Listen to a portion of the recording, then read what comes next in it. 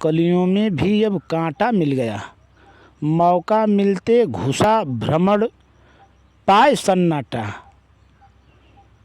यानी कि जो है, जो कलियां हैं उसके अंदर उसके आगे पीछे भी कांटे पाए जाते हैं। मौका मिलते भ्रमण घुसा पाए सन्नाटा, कलियों में भी अब कांटा मिल गया। तो ऐ मेरे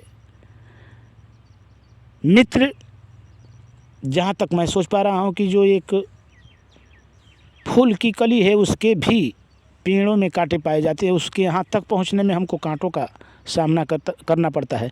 तो इससे तो साफ सिद्ध हो गया कि हमें ज़िंदगी जीने के लिए भी बहुत सी चीज़ों के साथ संघर्ष करना पड़ेगा, एक फाइट करनी पड़ेगी। हमारी समाज से नहीं, समाज के सिस्टम से नहीं, यहाँ के व्यवस्था से नहीं, लेकिन ज़िंदगी जीने की जो तरीका है, मनोवृत्ति है या व्यवस्था है, इस व्यवस्था से बहुत बड़ा फाइट करना है।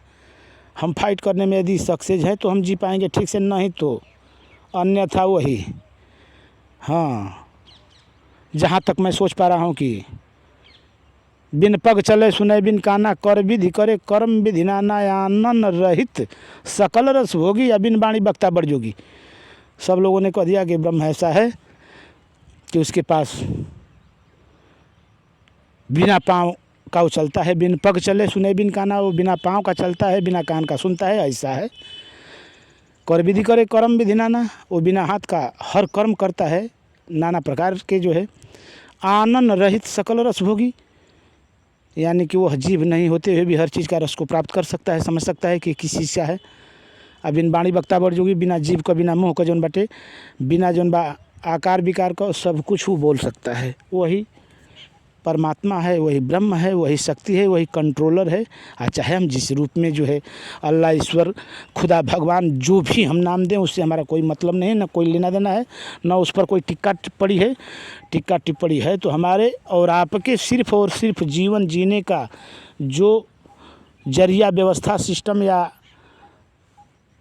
संविधान है, उस पर हम जो है पकड़ बना कर रखें कि हमारे ये जीने की जो सिस्टम है, इस तरीका है, इसके साथ कोई छेड़छाड़ ना हो, इसमें कोई कमज़ोर ना हो जाए, कोई बहुत बलवान ना हो जाए, कोई बहुत बड़ा गरीब ना हो जाए, ना कोई बहुत बड़ा धनी हो जाए। इस पर हमें मेन हमारा ध्यान केंद्रित होना चाहिए। इसी पर हम सब केंद्रित कर रहे हैं।